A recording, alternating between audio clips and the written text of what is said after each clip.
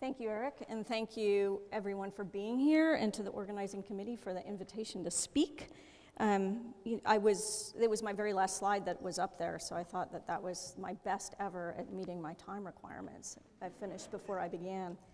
So I've been asked to speak about climate impacts on the Northwest, taking off from what John has been speaking about in terms of the actual climate drivers. In particular, to focus on the key findings from the third National Climate Assessment, which was released this past spring.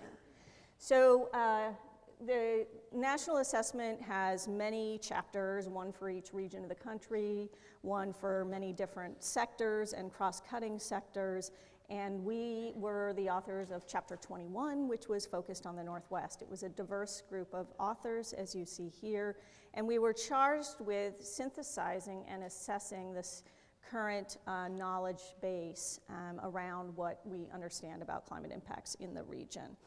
So just to give you, as Dennis did, a little bit of background on the National Climate Assessment so you get a sense of the timeline over which we were working, so you have a sense of when inputs came in and what they were. The National Climate Assessment is called for by the U.S. Global Change Research Program, which requires that a national assessment of climate and implications for the nation be performed every 4 years, or no less frequently than every 4 years. So the previous assessments, the first one was done in 2000, second one in 2009, and then in late 2010 and early 2011, the Federal Advisory Committee was convened to oversee the development of this third National Climate Assessment. And about a little bit later than that, some author teams were formed. This national assessment took a much more public view, or a public stance in terms of soliciting input, and technical inputs were solicited from any and all. So a variety of federal agencies developed pretty comprehensive reports of climate impacts on the sectors of interest to them. And anything from that to local municipalities submitted information about the climate impacts responses that were in development in their jurisdictions. So there was a wide net cast for technical inputs that were taken in about 2012, at which time we started drafting our chapters based on that input, based on existing research and the assessments that have already been done for the state of Washington and Oregon, for example, reviews and final release in 2014. So there's a 60-member federal advisory board that oversees this assessment. There are about 250 authors overall, about 250 technical inputs, plus the literature reviews that were done, and not as many public comments, about 4,000 that the assessment as a whole needed to respond to. There are some companion pieces that might also be of interest to you, where the National Assessment chapter is, you know, I don't remember how many pages it's turned out now that it's laid out and has nice photos, but the original aim was about 8 pages of text, so that's a pretty condensed look at impacts on the region. As part of our work in developing the chapter, we gathered much more information than that and teamed with a broader group of authors to develop the Northwest Climate Assessment Report, which was published by Island Press last year. That's a book-length version if you seek more details about what we understand about climate impacts. And then subsequent to that, our group, Climate Impacts Group here, was commissioned by our State Department of Ecology to do a targeted, concise sort of summary of technical details for decision makers, which was another way of presenting the similar findings from these other bigger assessment reports. So what's new in this assessment? One of the new things that we did this year, or this go round, was instead of just trying to provide a laundry list of all of the impacts that have been projected, or all of the ones that people are preparing for, we took a risk and vulnerability approach to organizing our assessment write-up. We considered the combination of the likelihood of impacts and the consequences of those impacts, because it's likelihood times consequence that gives you risk. When we looked at consequence of impacts in particular, we focused on consequences for the region's economy, for our infrastructure, our natural systems, and human health. And we did a qualitative assessment across those 4 metrics, thinking of impacts on the region as a whole. This is aggregating, again, risks over the region, and we came up with 3 main risks and 1 other important sector for consideration. These 4 risks are the impacts of warming on watersheds where snowmelt is important, as indicated by my little drought photograph, the coastal consequences of sea level rise when combined with other stressors. The middle figure there is from the Swinomish tribal community and some coastal flooding they experienced. And the third one is the cumulative effects of fire, insects, and disease on forest ecosystems. Our 4th key message was focused on climate impacts on agriculture due to the importance of that sector to our region's economy. So, as a whole, these were the main areas of concern that we see looking forward for climate change impacts on the Northwest.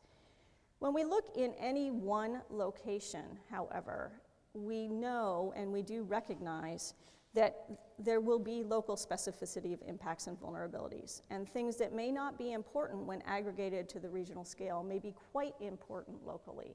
So we might see things like impacts on human health in specific locations. We may see a flooding risk rise to the top of a community's concerns. So where possible, we touched on those in the short assessment, and they're covered in much more detail in the other 2 reports I mentioned.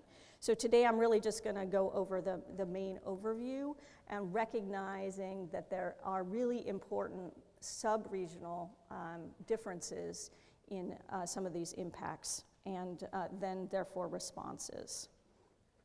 So let's begin with the key message, thinking about changes in snowmelt watersheds. So as John said, we've already seen changes in the timing of snowmelt and some stream flow that have been a result of multiple changes in our climate. So these have been observed and will continue, reducing the supply of water for many time-sensitive and competing demands. So this is a familiar figure to many, many people in the room, but I think it's always important to return to this as an illustration of, as John said, the transformative effects that climate change will have on our region's hydrology in many places over this century. So this is showing a typical hydrograph sequence of stream flow in a sort of moderate snowy basin, in this case the Yakima. Showing from October to September there, where we have some mild flow in the early winter when it's raining, and then much more stream flow in the spring when the snow melts. So the hydrologic simulations consistently show changes as indicated in these arrows, which is an increase in winter stream flow when it's raining instead of snowing in the mountains, an earlier snowmelt peak, and a decrease in summer stream flow because of reduced snowmelt runoff. And from the Vic hydrologic model, we can see these average changes under sort of a moderate emissions scenario. So by the 2020s, you see these changes beginning to occur, the 2040s, and the 2080s. So hydrologic simulations such as these consistently show these effects, and they have showed these kinds of effects since the mid-90s when this work was initiated in the region. They show these reductions in spring and summer, and virtually 100% of scenarios show these significant reductions in summer low flows, again in these mild snowy basins. And this is another figure from the National Climate Assessment where the shading shows changes in runoff, so natural summer water availability across the landscape in the late summer months, July to September. So brown is decreases compared to historical late 20th century under a medium emissions scenario. We know that many of our watersheds have competing demands that are time sensitive, and in fact that's why we built reservoirs and why we manage our water systems the way we do to try to meet those demands. So we see reduced water supply under these scenarios for competing demands, and in many cases, increasing demands are projected. With warming comes increased water demand by crops and forests, and also municipal uses on a sort of per capita basis. We also know that these changes are likely to increase management challenges. Many of our watersheds are quite constrained in the way they operate today, with rigorous rule curves for reservoir operations to meet conflicting demands of in-stream flow requirements for fisheries, retention of water for fall hydropower production, irrigation water supply, and it's this shortening of natural water availability during these conflicting seasons that many studies have shown and are the basis for this critical concern.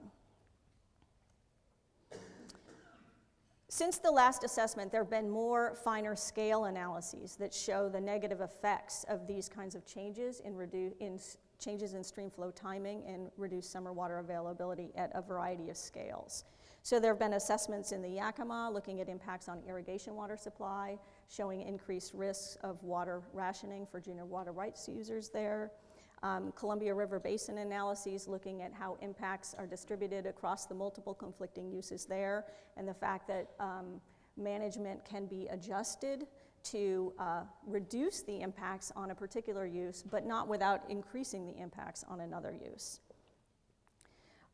This is a figure showing one way that folks have been looking at some of the ecological consequences of the projected changes. This is an analysis that we did for Seattle City Light, looking at the duration of extreme temperature events, threshold temperature events in a tributary of the Skagit River. So Washington State Department of Ecology identifies 13 degrees Celsius as a threshold for spawning habitat, 16 degrees Celsius as a threshold for sort of core salmonid habitat. And historically, we've seen exceedances there of this 13 degrees threshold for about 9 weeks in the summer. This would increase under a medium emissions scenario to about 12 weeks mid-century, nearly doubling to about 17 weeks in the 2080s. You can also see for this particular tributary under this particular climate scenario, the 16 degrees Celsius threshold is never exceeded historically, but would be as temperatures warm. So again, this is looking at the ongoing sort of creep of that increase in average temperature, and superimposed on this is then the variability year to year, which is an important component of it not shown right here in this analysis. So the vulnerability of our watersheds and the people and resources in them that depend on delivery of snow melt really depends on the hydrologic sensitivity and the management flexibility within those systems. So there's no one blanket statement we can make about the likely impacts and vulnerabilities to climate change because of these reduces in snowpack that apply everywhere across the board. So this is a figure showing where these mild snowy basins are currently located. They're in these red areas where there's sort of transition between rain and snow. And these are the watersheds that will show the greatest sensitivity to warming, the kind of changes I showed for the Yakima.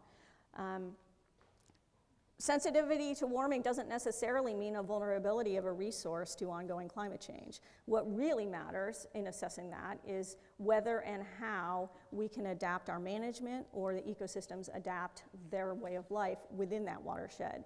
And when we look at managed water resources, we see that the highest vulnerability is for these most sensitive basins with very constrained management options. And the converse is true. The best adaptable ones are the ones where there's tends to be more simplified ownership and rules of use. So looking at a brief overview at impacts in the coastal area, in the coastal zone, we see that the effects of erosion, inundation, threats to infrastructure and habitat, and increasing ocean acidity will collectively pose a major threat to this region. This is the one sort of external climate driver that hasn't been touched on in detail yet for the Northwest. And these are the projections for sea level rise, in this case for Seattle, for this century compared to about 2000. So in contrast to the rest of the nation, we benefit here from having very locally specific, not very locally specific, regionally specific sea level rise scenarios, and have had a variety of studies over the years. This is comparing the two of them, showing that on average about a 2-foot increase in sea level rise projected for Seattle for the end of the century.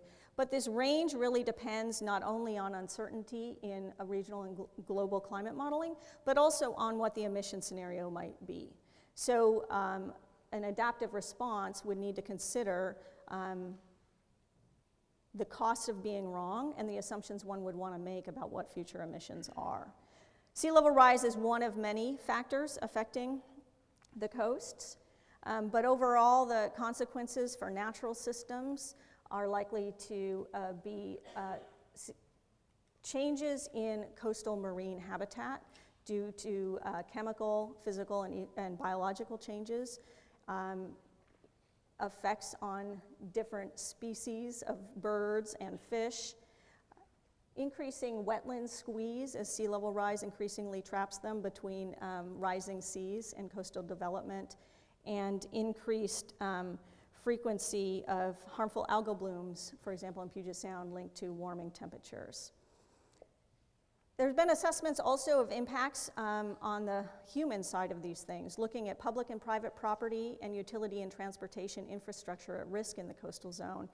And one of the main messages is that the implications of climate change in the coastal zone for natural systems really depends on what people do and how we respond in terms of armoring our coastline. So there's been a number of communities that are identifying areas of risk, and I just put up 2 maps here, Olympia, City of Olympia on the left, City of Seattle on the right. These are not the only examples, but we highlight in the report where we can examples of local communities looking at specific sea level rise and storm surge scenarios and assessing the risks on their either downtowns, commercial area in the case of Olympia, or utility infrastructure in the case of Seattle. I'm going to say just some quick words on forest change because John touched on this a little bit. And this is a good reminder that for all of these examples of a changing climate, of course, these climate changes are coming on top of the changes we've already experienced through a variety of climate variability and change, but also through our impacts. And we see here just a map showing recent disturbance in fire area and insect and disease that is already causing widespread tree mortality in the Northwest. So there are multiple causes for this, but climate has certainly played a role. And when we look forward, all studies project an increase in area burned in forests as a result of climate change. They disagree on exactly the amount and how it differs from ecosystem type to ecosystem type, but under one particular scenario, you can see a doubling or tripling or quintupling of area burned by the end of the century, assuming that there's always enough area to burn at the end of the century, and it hasn't already burned. Mountain pine beetle is another pest of interest, causing a lot of damage here and especially in the Rockies. And this is an interesting story. The green shows where mountain pine beetle is more likely to survive around the 2030s, sort of early in the century, whereas brown shows where it won't do as well. And so this is a complex story. As warming occurs, it exposes more pine at higher elevations to the beetle. So the beetle moves upslope and expands its area initially, but as warming continues, the thermal optima for the beetle is overcome. So over time, later in the century, the area for the beetle decreases. So this is another good example of how we understand the climatic connections, but the texture and responses at any one place is a complex interconnection between the climate and the ecosystem in place. So I want to talk a little bit about agriculture. where there's multiple climate drivers that are important. And this is a nice figure, I think, for those of us who don't always remember exactly what our commodity crops are of importance in the Northwest. But this is a figure showing some of the major commodities and the ways in which they're sensitive to climate. So I have little icons there showing that vegetables and fruits and nuts and berries in particular are sensitive to CO2 fertilization, do better with higher CO2 concentrations.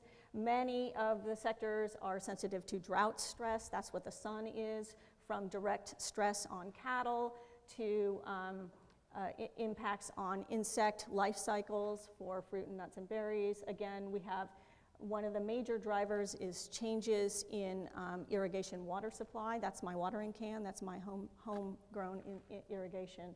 So there's a variety of ways in which climate affects agriculture. And at the time of our assessment, most of the published studies looked at one or two of those ways on one or two crops in a particular location under a particular scenario. And that work has been going on for decades, is very instructive in elucidating how climate affects these crops and these crop systems. But more recent research that's actually been coming out since the assessment was published is taking a more comprehensive look at what the impacts of climate on agriculture might be, allowing, for example, smart decisions by farmers to not grow the same thing in the same way that they grew before, and also to account for CO2 fertilization in ways that hasn't been before. And so these studies are all indicating that these climate effects that were previously considered alone are much more muted when looking at a more comprehensive picture of how climate may unfold in our agricultural systems as other changes occur over time. So sort of bottom line is over till about the 2030s that these changes in agriculture caused by climate change with other drivers are sort of on the order of changes that climate variability causes anyway.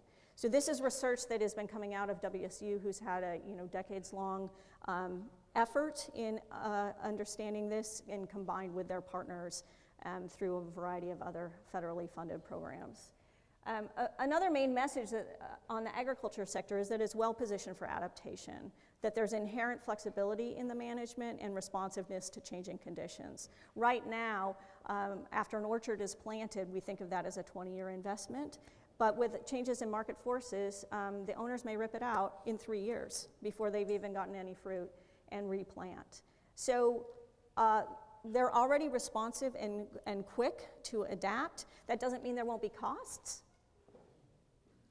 but it also means that there'll be an adaptation over time. I want to highlight another important dimension of climate change, which is, of course, the impacts on our tribal communities. For the first time, the National Climate Assessment had a chapter dedicated to impacts on tribes. And so many of the things I've already listed, of course, are relevant to tribal communities, but there's also a deeper issue about the connection with sense of place, with historical significance and cultural significance of sites, and the inability to move as climate changes, which is something that, for example, the WSU study models for agriculture for farmers to move to new places. For the first time, the National Climate Assessment also had chapters focusing on adaptation and mitigation, and we touched on some of the adaptation efforts going on in Washington State. I think I've mentioned a couple today, but not any compared to what's going on. This is a slide that shows some of the entities really just focused on Washington who have been involved in climate change adaptation efforts. And you can see that if you're not up there, it's because there isn't room, not because it's not important, right? There's adaptation efforts burgeoning across the state and the nation. And so there's substantial planning happening at many levels of government. Implementation efforts are much fewer and farther in between.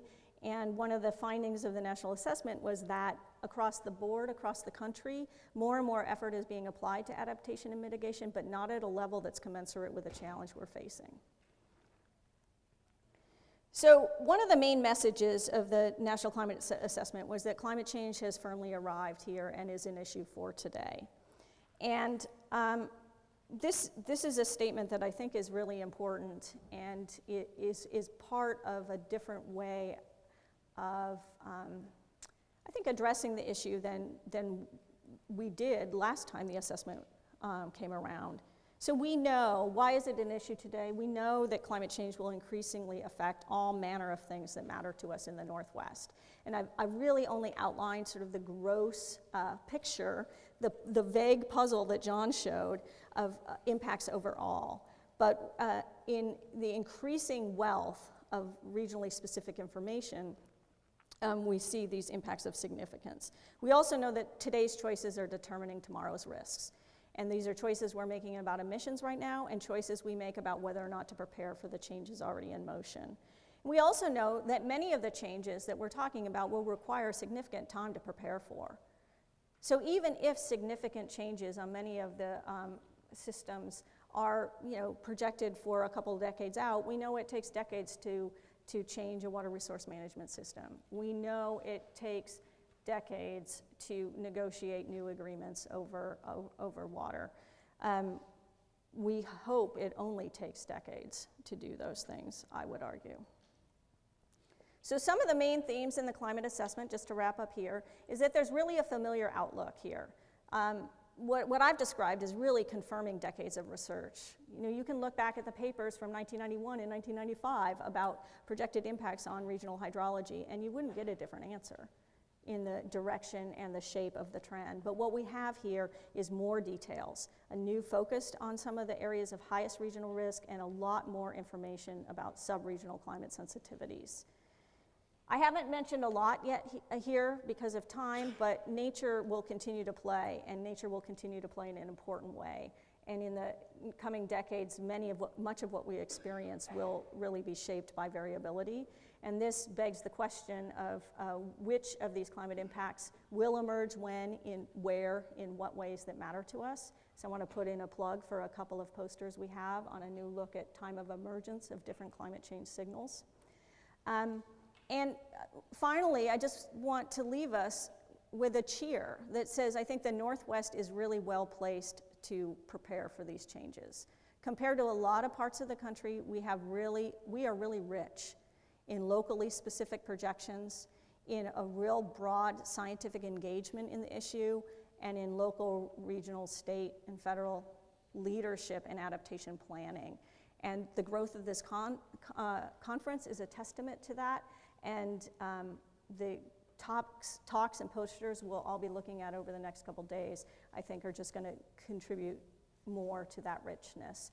So thank you very much for your attention, and I think John and I will combine and answer questions.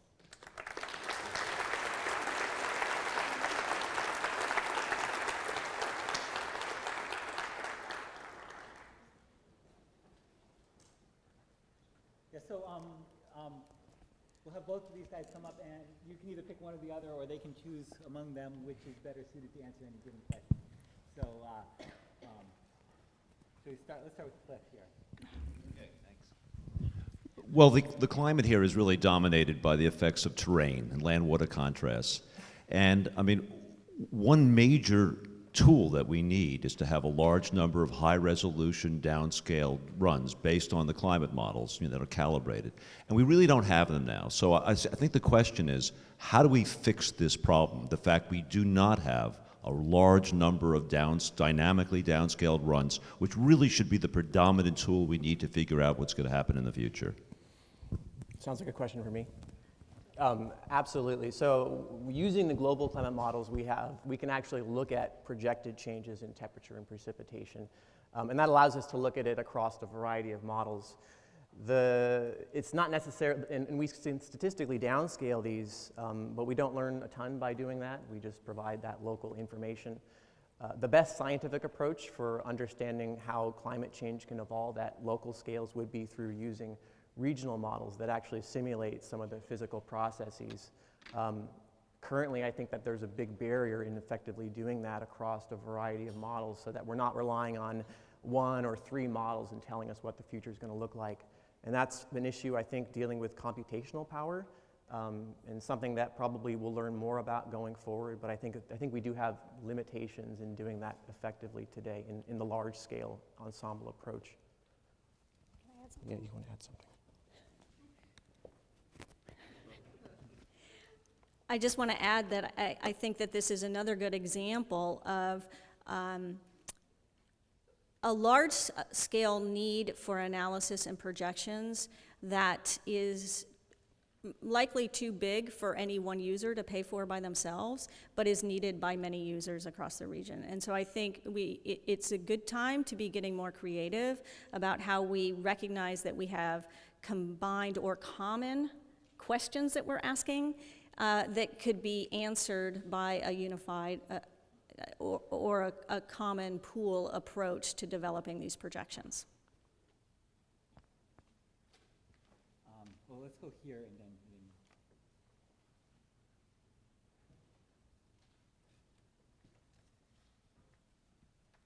Yeah, my question to you, Amy, is the adaptation deficit. You know, we've just heard a call for more dynamically downscaled models, but, you know, taking that model output and feeding it through a decision framework that runs across sectors, what's your thought there? What was the very last thing you said? Integrating those downscaled projections across sectors in an adaptation construct. How to do that? How to do that. Okay, I was waiting for the question. You know, this is, I'm glad you said that because you know, when we look at where the state of knowledge is, you know, we have increasingly detailed information about local change, but we have a limit to what we're going to believe about how local those projections can get. But we also know that impacts and adaptation are incredibly locally specific. And a lot of that specificity comes from who's living there, what systems, what people, what laws and institutions are in place in a particular place to enable adaptation. So I think a bulk of our adaptation work really has to be looking at the increasingly specifying impacts and adaptive responses, but not doing that by relying on better climate information. Doing that by really digging in deep and understanding how specific decisions and places can change because of, to account for changes in climate.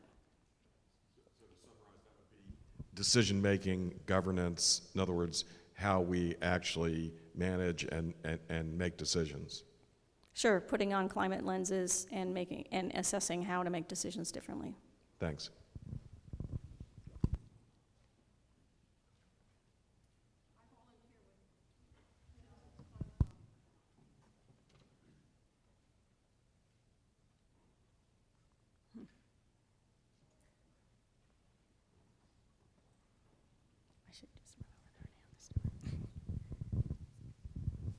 Here we go.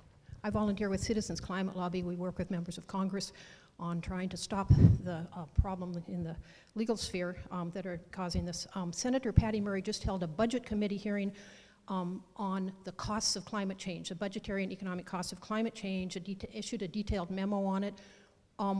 Could Climate Impacts Group consider adding the science of economics to the analyses and put in the costs in their analysis each year of what global warming is doing? Thank you. I did mention that we looked at economic costs of these different impacts of climate change when we considered our regional risks. And one of our authors on the team, you might know, is an economist at Oregon State University. Despite that, you might have noticed that I didn't mention very many dollars in my talk at all. And that is because there really is a paucity of information at the scale with on the issues desired about economic impacts of climate change. So I think you have identified a real need in an area in which a lot of work is going on. It is desired to occur, but I think there's a lot more that needs to be done there before really plausible estimates of the cost could be given in that kind of a context.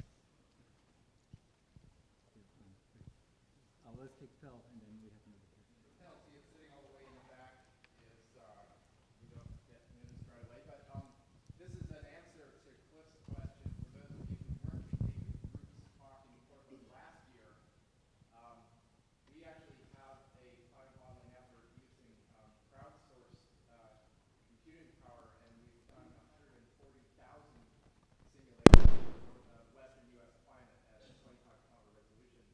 And there's a talk this afternoon by our summer intern, Christian McGillen, who compared those results with two other major intercomparison modeling efforts, the NARCAP at 50 kilometers and RegClim, which is a USGS effort.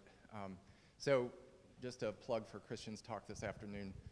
And I agree with Cliff that dynamical modeling is needed, but we do actually have a pretty good repository available now. We had a question over here.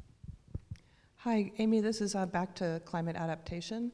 I'm just wondering if you can comment on the implications of the changes made last year by the President's Council on Environmental Quality to the national principles, guidelines, and requirements for water resources management. You talked about the fact that these things do take decades to change. And then secondly, if you could comment on the role of NEPA processes, sort of integrating climate adaptation analyses into the NEPA processes that are going on all the time. Thank you. So, thank you for the question. In answer to your first question, I don't know the details of that particular guidance. What I have been involved in a little bit more is the President's task force on climate preparedness and resilience as part of Governor Inslee's team to provide input to that task force, or he is on the task force. What's been really interesting as part of that process is the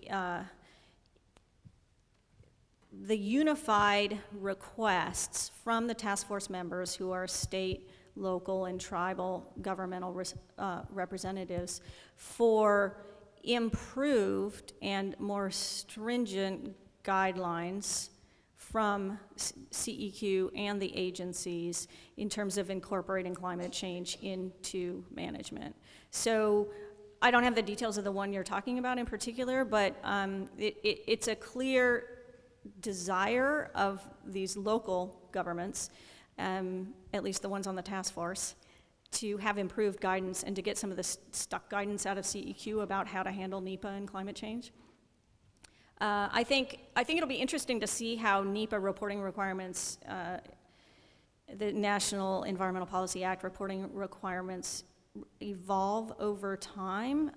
The bulk of attention has really been mostly on the emissions side of things, on the impacts of actions on future climate change through emissions changes.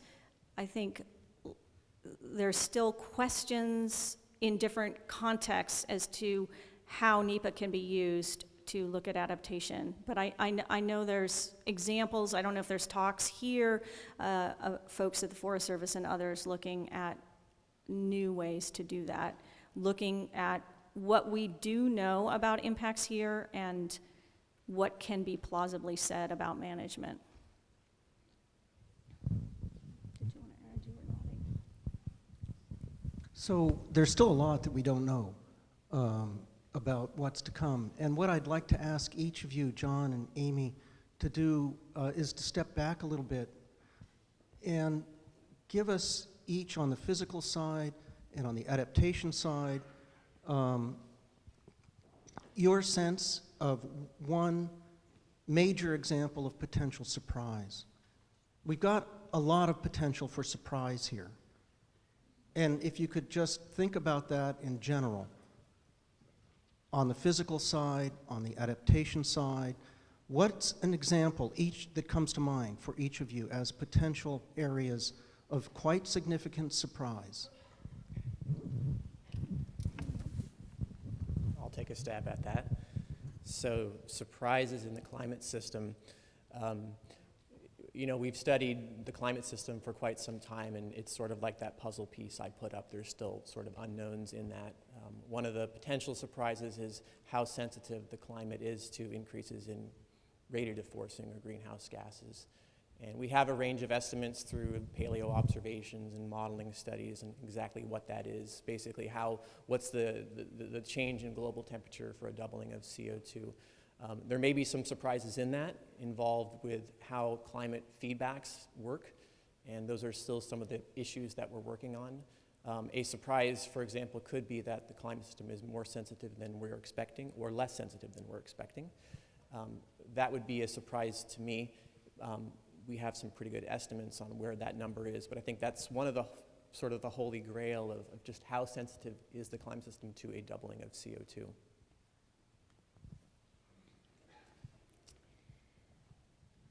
So on the physical side, on the physical impact side, one of the things I wonder about and think about, who will be surprised by this, is the increasing wildfire risk west of the Cascades. That's really hard to assess what a future area burned might be under these climate scenarios, because these areas burn so infrequently that we don't have enough data basically to make good statistical models. But when they do burn, they burn big. You know, some of the fires west of the Cascades have been 500,000 acres.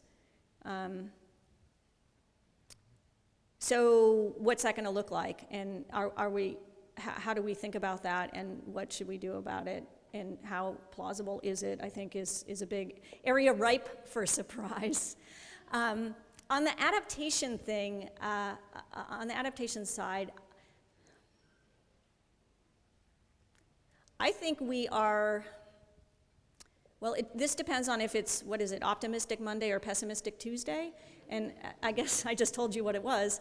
I think we're going to be surprised at how challenging some of our adaptation is going to be. A lot of our efforts in many of our communities are really just doing the things that we already wanted to do and we have some political buy-in for, and we're still pretending that we can find win-win situations. And I think the surprise is going to be when in the places where we need to come face to face with that, the failure, our inability to do that.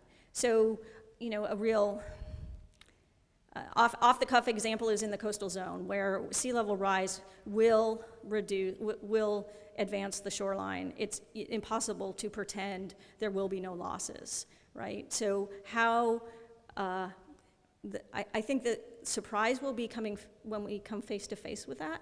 And I think another surprise is going to be when we see how difficult it is to respond in time, given the rate at which we can affect change through our legal and political system compared to the rate of change we expect.